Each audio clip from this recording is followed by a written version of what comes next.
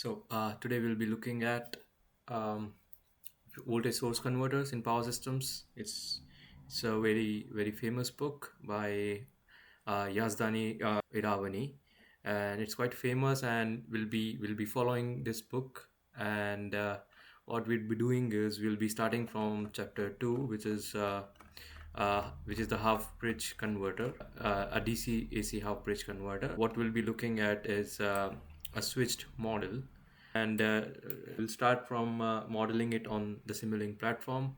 So make sure you have the software, MATLAB-Simulink, and any version would do. So we'll be modeling that, and let me just open the this is the one. So let's take this one first example of chapter 2. So what we'll try to do is we'll model this in Simulink, and we'll see how it works. Obviously, we'll see how we generate the PWM, and what you'll understand from this is, first of all, how you can model it in the Simulink DC AC half bridge converter. In this example, we see that uh, at different times in the simulation, we'll be changing the value of M. We'll change the VS, that is the source voltage, from 400 to 415, and we'll also change VDC from 600 to 605, and see the changes, what happens, and we'll try to get similar results that we see here. So I have my Simulink already open. Let's start. So what I'll take first are these voltage sources. So these are basically DC voltage sources. So we'll write here just voltage sources. Sorry, voltage source. If we see the example again, let me just reopen this in another window. Duplicate tab, and yeah, let's go to the example again. So it says that the VDC by 2 that we see here, it is to be 600 volts initially, but we do have to change it as well as the source voltage in the middle of the simulation. So we won't be using a fixed voltage source, so we'll be using a controlled voltage source, right? So we have the controlled voltage source, and we have three voltage sources. So we'll copy paste it, yeah, rotate it in a way, right, and we connect these two, and yeah, so what we see here is two voltage sources. We have these voltage sources here, and they want some they want a this is the input port, so we'll be providing it with the input port, and that is basically the voltage it would have. And let's see its settings. So let me just clear these up so I can just copy and paste with the updated settings. So this has to be a DC source. Initial amplitude, you can put it 600 volts or just 0, because we'll be eventually giving it through its gate signal, or what we say is a external input signal, right? So now I'll copy it, rotate it, and we'll take a step signal.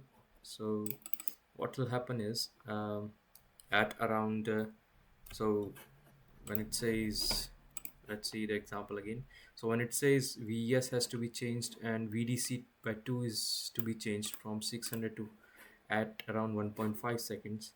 So let's say our simulation is for 10 seconds, and we are changing the VDC by 2 at 1.5. so let's say we'll change it at 7.5 seconds.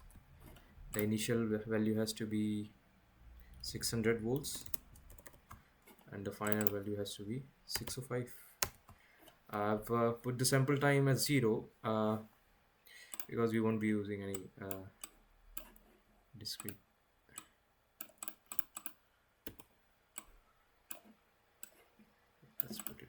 Yeah, done. Now I'll name this as, sorry, VDC by 2, right? And this is also VDC by 2, right? So you can't name it the same because it will show an error. So I just put a space after this naming, right? You can see the space. So, and this has to be VDC, sorry, VDC by 2. VDC by 2 equals 600 volts. So we change it to 605 volts. 605 volts at 7.56 seconds. All right. So this is done. So we've got our two sources here, and now this part is neutral. So what we'll do is we'll just take this one, the negative of it, and connect it in the middle, because eventually it will be here, right? So these are connected here, and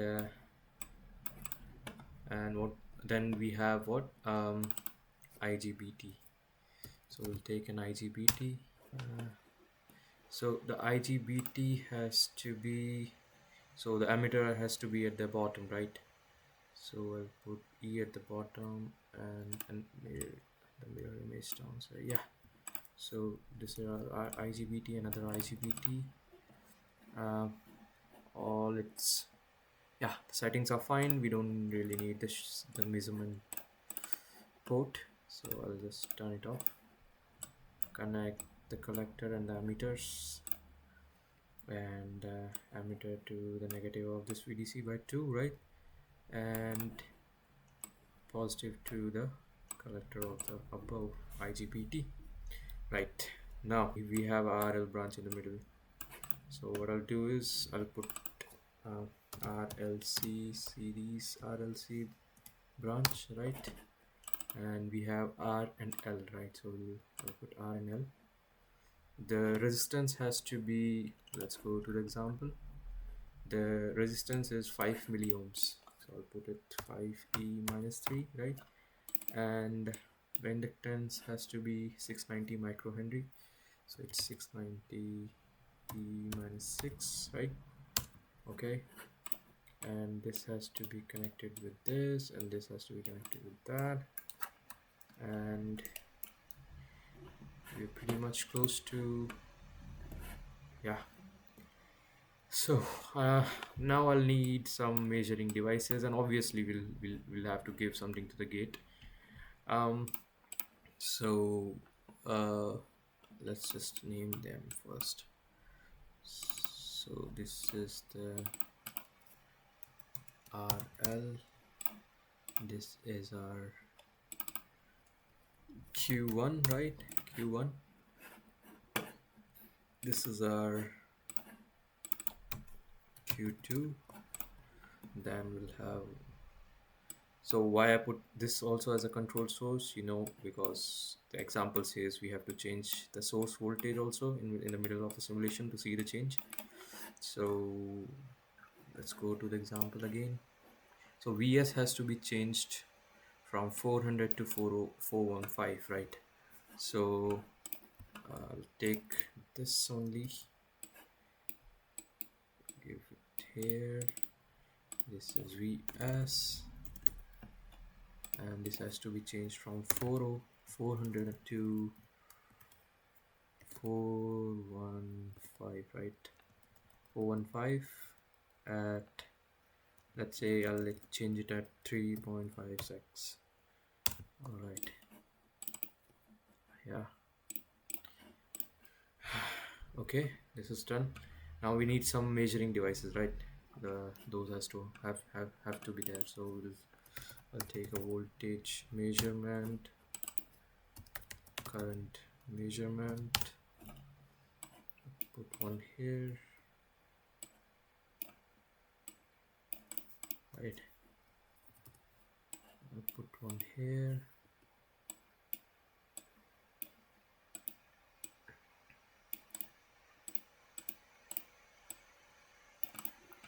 Okay, and I'll put one here. Okay, and yeah, voltage source will rotate and put the voltage source here. So this will be our what? So this will be our VS, right? This one would be our VS.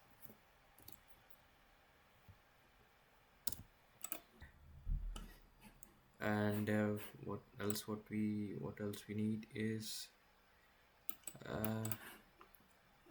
we need the VT, right, the terminal voltage, and we have the source voltage.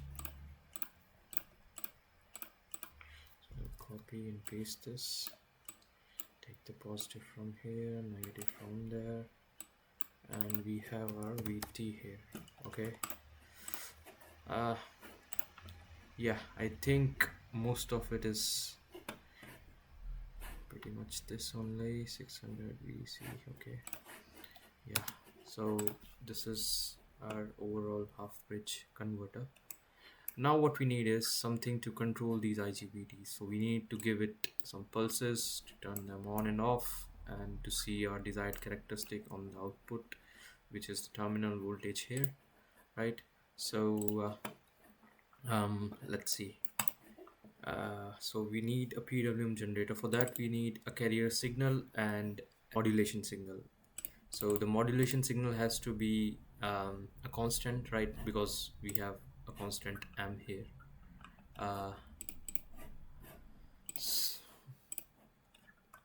Yeah, the constant M. So how it will work is, so our modulation signal would be a constant signal, right? And that has to be initially 0.68, but eventually we'll be changing it to see how it affects our system. So we'll be changing it by 0.005, basically comparing these two, the carrier with the carrier, a high frequency carrier signal. I think we have the frequency of the high frequency carrier signal as well. So yeah, so this is our carrier frequency, which is 1620 hertz. So we'll be comparing those two and give one to the above switch, that is the Q1, and the not of it to the Q2.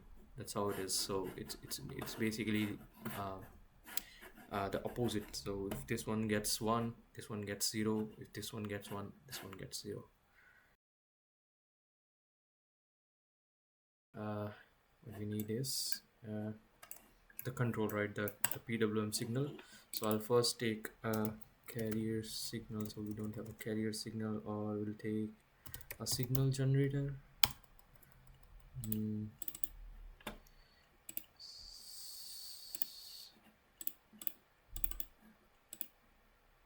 Square, no, let's see, triangle generator, what's that? Yeah, so we'll use the triangular signal generator. We have the frequency in hertz, which is 1620 hertz, right? And phase, we put 0, sample time 0, right? Or we can put 90. Okay, and then we'll have, so basically we'll have a constant signal for our M, but as the example says, it has to be changed from 0.68 to 0.685. Again, I'll take a step signal, right? So I'll name this M 0.68, right, to 0.685 at let's say we'll change this at 1 second, right? Okay, then we'll be comparing them. So I'll take a subtract block. So this goes here, this goes there, and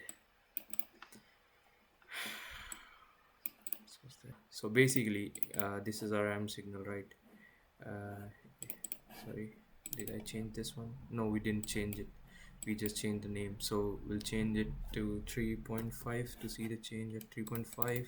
This has to be 400 initially and has to be changed to 415 volts, and this has to be 1 sec, and this has to be 0.68, and final value has to be 0.685.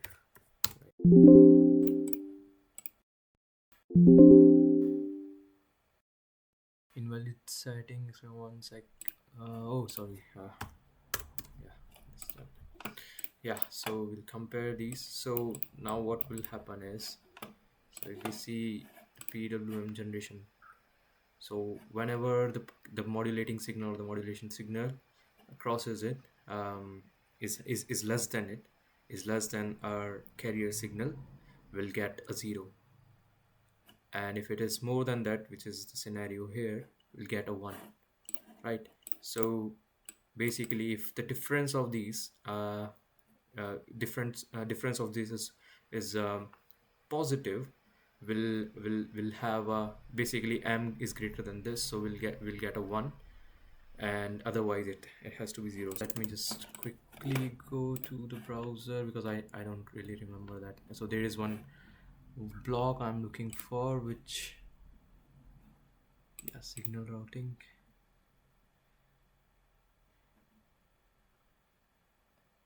Yeah, it's called a switch. All right, it is used in everywhere, like you talk about control of VSCs, or uh, uh, they use in the industry when they're using in a simulation platform. This block is very, I've seen it a lot on big models. Yeah, so how it works is, so whenever the second input, which is going here, if it is greater than 0, then it will pass on the first input, and if not, if it is less than 0, then it will pass the bottom signal, right? So that's how it is. Pass through input 1 when input 2 satisfy the criteria. So if 2 satisfy the criteria, so we pass through the input 1, right? So basically what it says is, if m is greater than the carrier signal, this the subtraction of it would be positive, which would be greater than 0, and that time what we want is a 1, right? We want a 1 here. Modulating signal is greater than the carrier signal, so I'll put a constant block, yeah, 1, which is by default, and otherwise we'll have a 0, right? I'm sorry. Right. Okay, and so this one will go to Q1, right? And the knot of it will go to the Q2, or I think it's not Q1 or Q2, it's Q,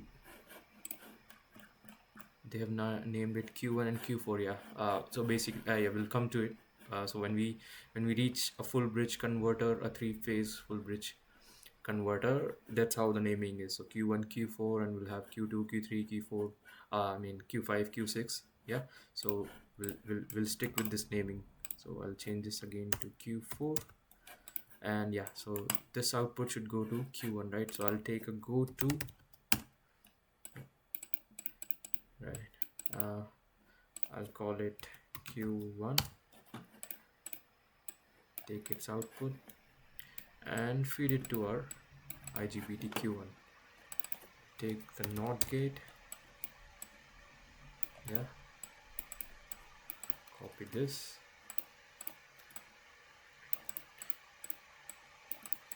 change its name to Q4, take its from block, give it to a Q4 IGBT. Right, so this is done. Yeah, now we need to see these signals, right? So I'll take and these signals too. So I'll take the scope,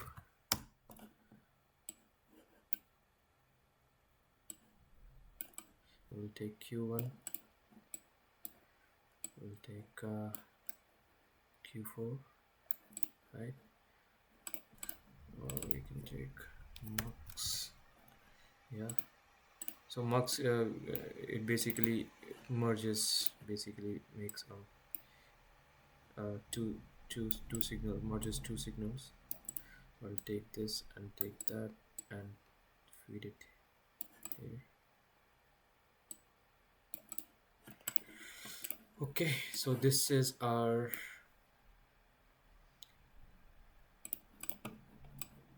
control part, or what we say, the PWM part, and this is our actual converter. Now I'll put some scopes here as well. I'm sorry, scope. Yeah, we'll take the voltage. We'll take the voltage. We'll take this voltage. We'll take the moving average to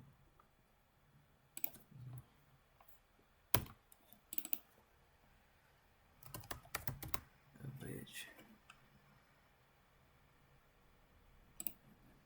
Yeah, so we'll take this. It has to be 0.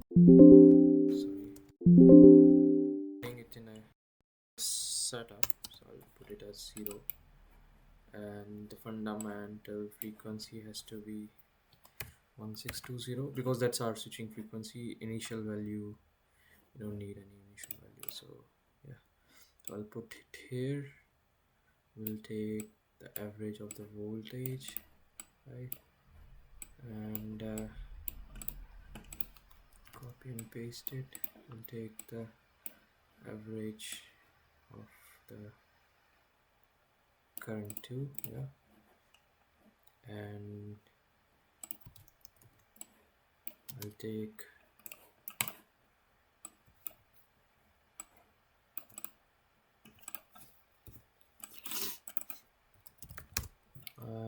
another scope for these branch currents. Okay, so put it here, put it there.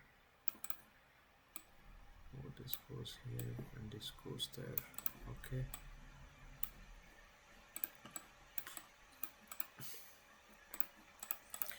yeah, so I think this is well and good. Let's go to Q1 and Q4. This is R and L. I think we haven't, yeah, we put the R and L values quite correctly. This is fine, this is fine. We have put voltages, yeah. So first what would be happening is at 1 seconds our M would change to a higher value, which is 0.005, and at 3.5 the source voltage would change, and at last at 7.5 seconds we'll be changing the DC voltage. Let's run it. So do you think it is complete? I mean, if someone has done these things on MATLAB, they would say there is still something missing, right? So yeah, your time's over. So we need the power GUI block. That's how it won't run without it. I'll just uncomment it. It means comment it out and see. We'll face an error because we are using SimScape, electrical specialized power system blocks, right? Here, right? These are specialized power system blocks, and they do need this SimScape power GUI block. So I'll just uncomment it again, and this should run fine now. Yeah, so our simulation running.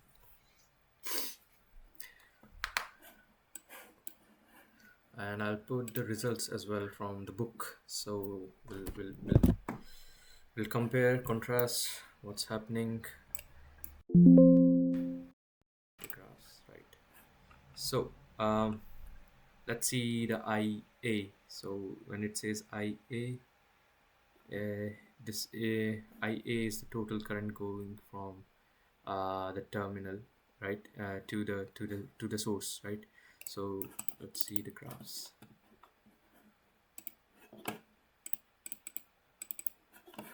I think I did something wrong.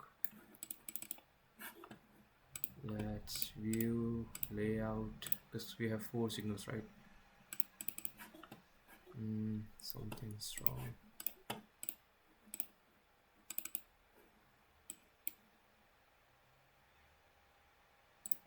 So why it wasn't working is I used IGBT with a RC snubber circuit in the parallel, a series RC circuit in the parallel, but we need a diode in parallel, right? So I think this is not the IGBT we are looking for.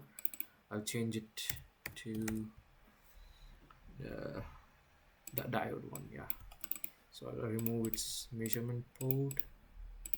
The internal resistance will put a bit more, and rotate it, mirror it, yeah. So this is fine. Copy it, yeah. I think this would work fine now.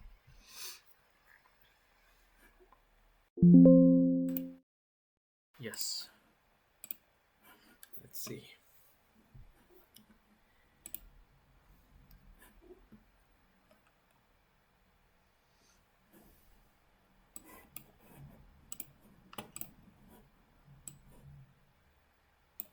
So this is our current. So if you see our model again, the first input is the voltage, the second is the averaged voltage, the third is the current, third is the averaged current, right?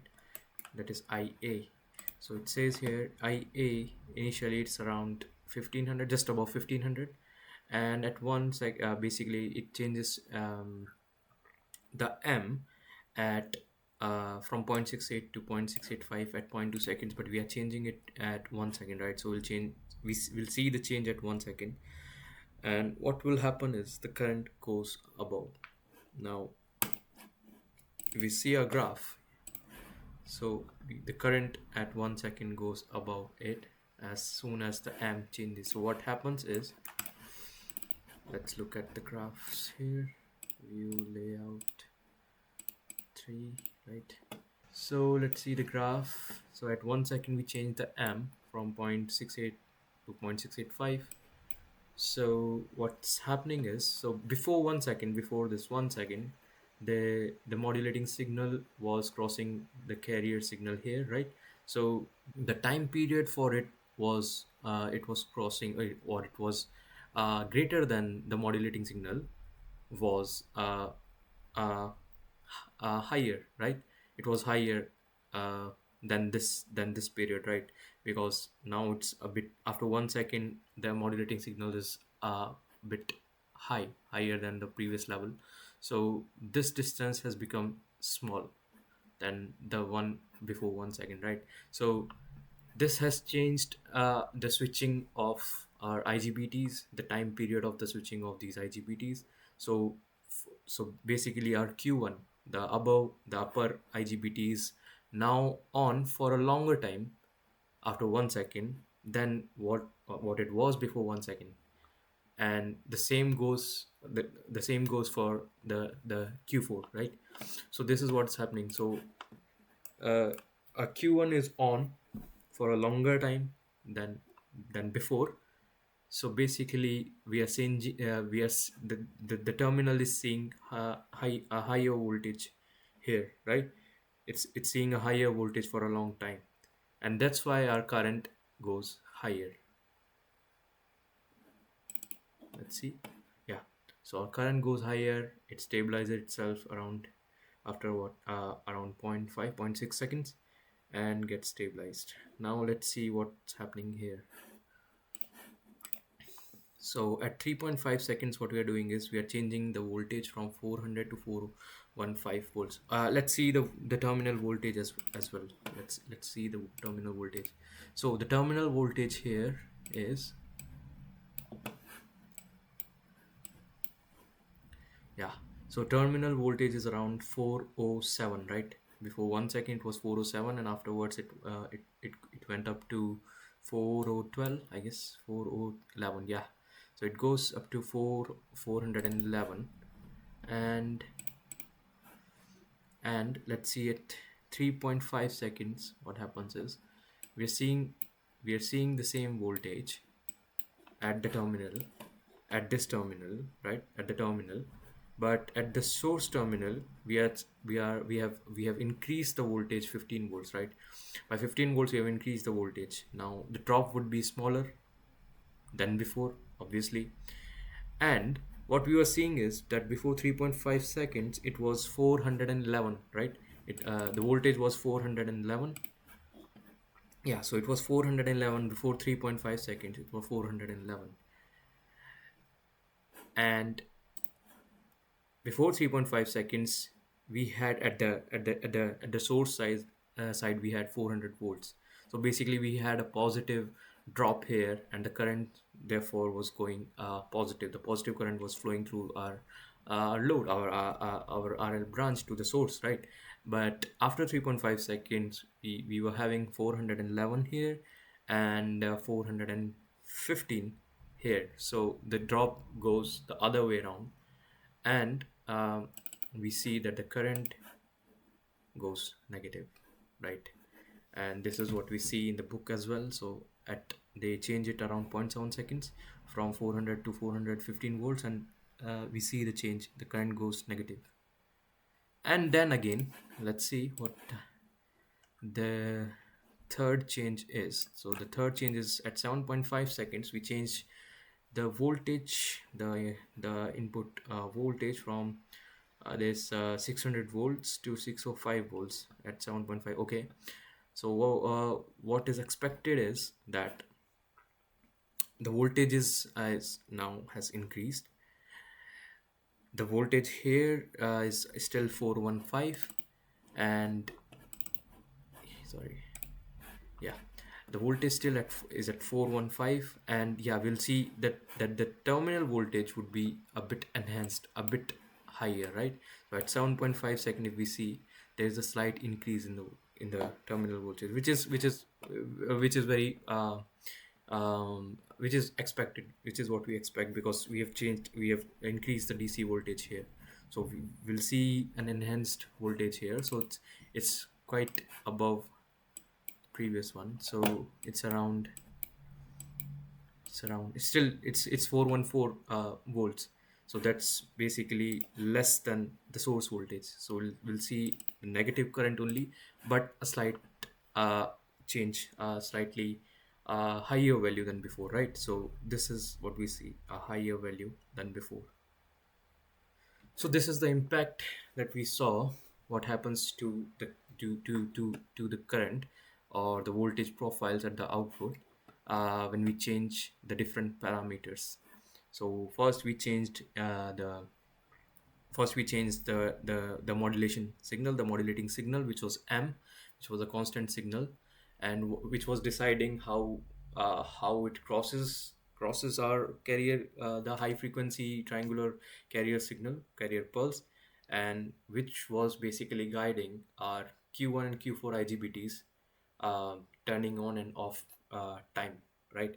So that was guiding the IGBT switching on and off time period, and we see that the current could be manipulated that way, right? And how far we can go on the modulation thing is we can see it here again. If we change it to, let's say, what, zero point 0.9, or we'll see if what if we change the M to 0.9, very high value.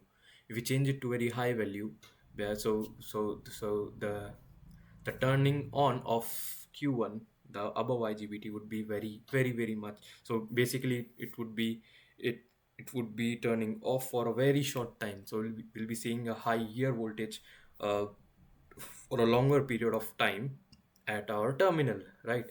And we'll have a 400 volts. So we'll get around very huge current there. And basically we don't go to that value, that high value of M. Why? Because our IGBTs or our system won't be designed, won't have that much capability, right? And we know that if we see these power electronic devices, if we talk about IGBTs or um, thyristors, so we see that we have a higher capability, higher capacity, higher specifications in case when we use thyristor. But those are those are self-communicating devices, so we won't have a good control over that. So we'll be using IGBTs, and the available and obviously we model our system according to um, the commercially available components, commercially available elements of the power system, right? So these values would be having a limit. As of now, we are using the step signals, and we are putting these direct values. But if we go into the complex modeling of a voltage source converter of or even half bridge DC AC converters, will have limits on everything.